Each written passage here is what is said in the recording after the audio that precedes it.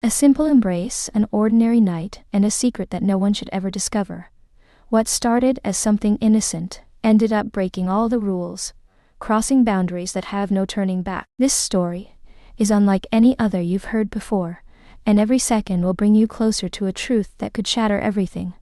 Like it, subscribe, and stay until the end, because once it starts, you won't be able to stop watching. My name is Sophia.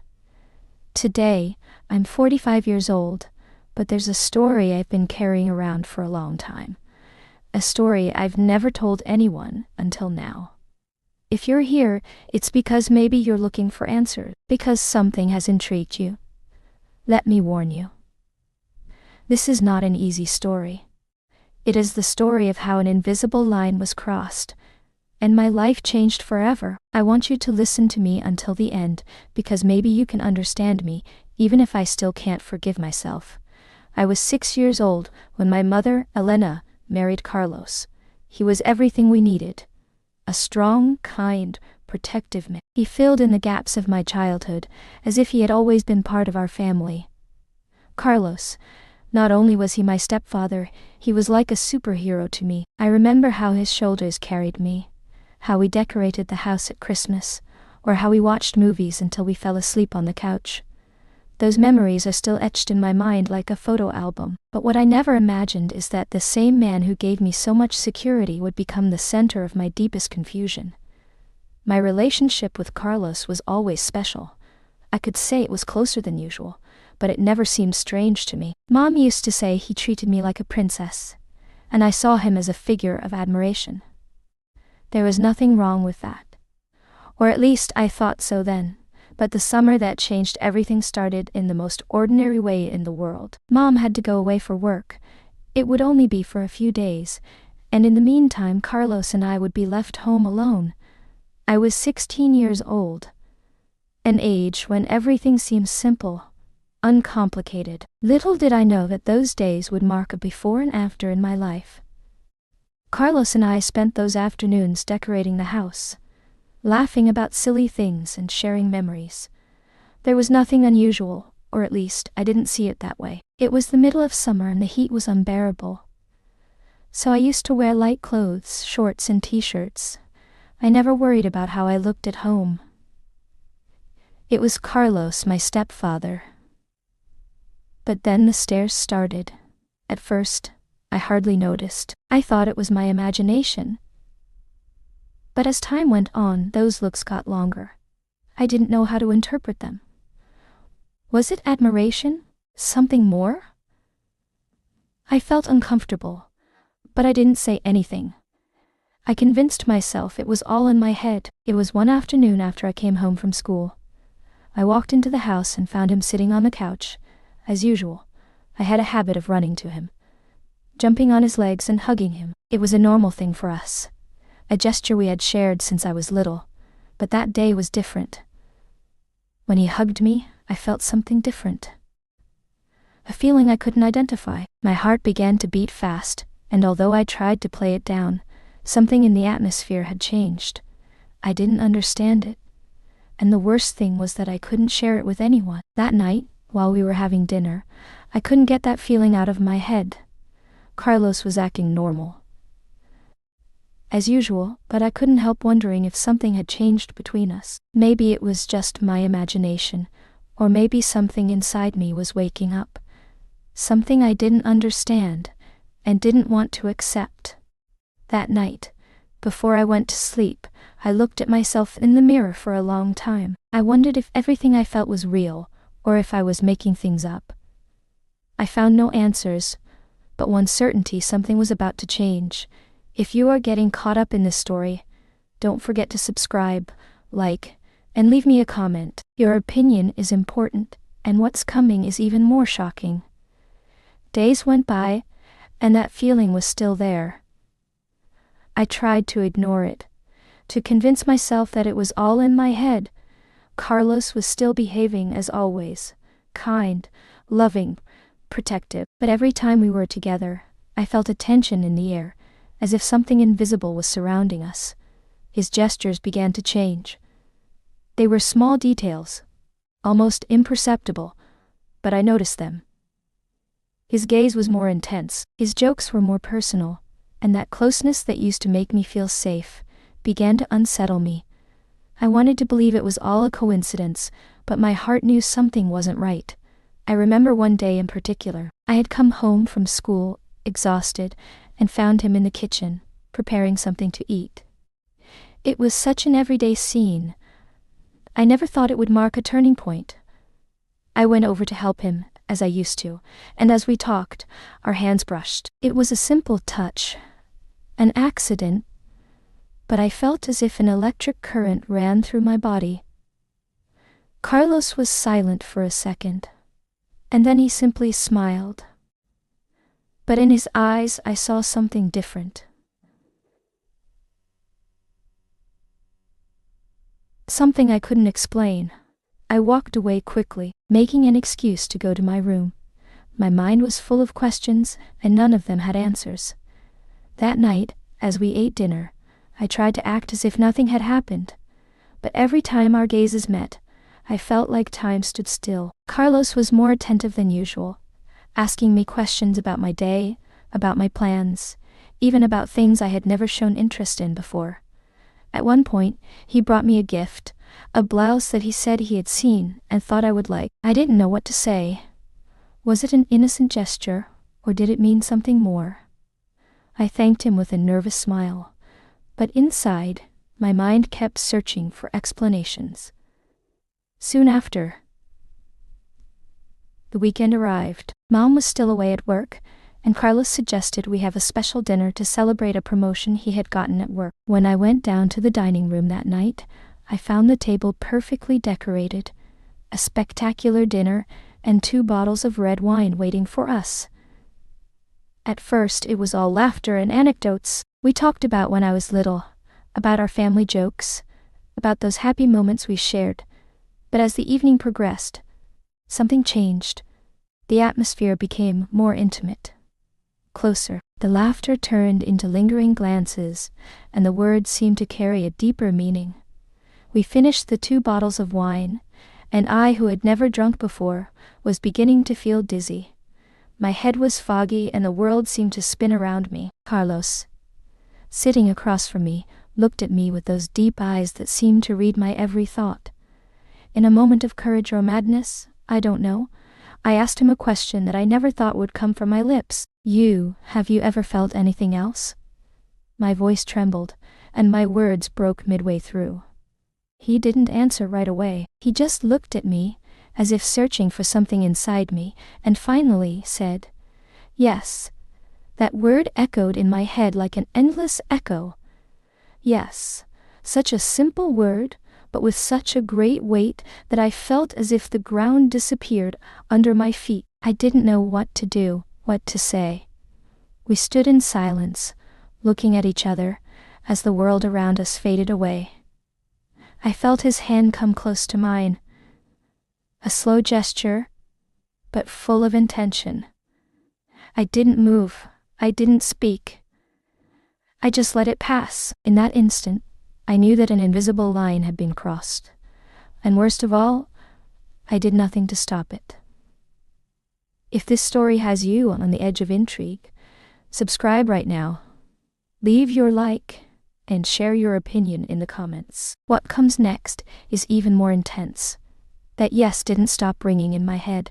For days I tried to pretend that nothing had happened, to convince myself that everything was still the same, but it was not. The tension between Carlos and I became more palpable with every glance, with every word. Mom was still outside, and that only made our interactions feel more charged, more dangerous. We avoided talking about what had happened that night, but we both knew something had changed. It was like walking on fragile ground, where any false move could break everything. One afternoon, after school, I came home and found him in the garden, arranging some plants. He greeted me with that warm smile that had always reassured me. But this time, I felt a knot in my stomach. I wanted to run away, but my feet took me to him. He offered to help me, and without thinking, I accepted. As we worked together, our hands met again, and this time it was no accident. I didn't pull back. He didn't say anything, he just looked at me. And in his eyes, I saw a mixture of desire and regret. I felt the air grow thicker. I couldn't deny what was happening between us, even though everything inside me screamed that it was wrong. That night, as we ate dinner, the silence between us was almost unbearable. Carlos was trying to act normal, but I could feel his hands trembling slightly as he lifted his glass. Finally, I broke the silence. "What is going on between us?" I asked in a whisper. He put his glass down on the table and looked me straight in the eye. "Sophia, I don't know how to explain it, but I feel that this is stronger than us." My hands began to sweat, and my heart was beating so fast it seemed to want to burst out of my chest. I knew I should get up, get away from him, but I didn't. I couldn't. Later we were on the couch watching a movie, like we used to do when I was a kid. But this time everything felt different. We were closer than usual, and I could feel the warmth of his body next to mine. Suddenly, without thinking, I leaned into him. I don't know if it was the wine, the excitement, or something else, but our lips met. It was a year, barely a second. But it was enough for the world around us to cease to exist. We looked at each other in silence, knowing that we had crossed a barrier that we could never undo. The next thing was like a dream. Everything happened so fast, and at the same time, so slowly. His hands ran over my face, and mine sought support on his shoulders. Each caress was like a map we drew together, exploring unknown and forbidden territory. There were no words, only the sound of our breaths, mingling in the darkness of the room. For a moment, I forgot who I was, and all that was at stake. In that instant, we were just two people, letting something bigger than us take control. When we finally parted, the silence became unbearable. I got up and ran to my room, closing the door behind me. My heart was still pounding, and tears began to roll down my face. I knew that what had happened was wrong, that we had crossed a boundary we should never have crossed. But the scariest thing was that, despite everything, I had no regrets. I lay awake all night, thinking about what we had done and what it would mean for us. Part of me wished it was all a dream.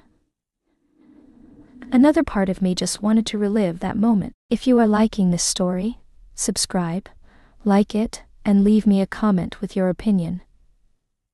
What's next? It's even more intense, and the consequences will be devastating. Do you want to know how this ends? We continue. The next few days were a mixture of desire, guilt, and silence. Carlos and I could barely look at each other without our hearts racing. Every accidental brush, every fleeting glance, was a spark that threatened to set everything on fire. At night, I would lock myself in my room, going over in my mind every detail of what had happened between us. A part of me wanted to stop it, to put an end to it before things went any further, but the other couldn't help but look for any excuse to be near him. It was as if we were trapped in a labyrinth we didn't want to get out of. One afternoon, Carlos surprised me with another detail, a dress. "I saw it and thought it would look perfect on you," he said with a smile. The dress was simple, but beautiful. When I tried it on, I felt different, more confident, more of a woman. However, that feeling was accompanied by an awkwardness that I could not ignore. I looked in the mirror and wondered if I was doing the right thing.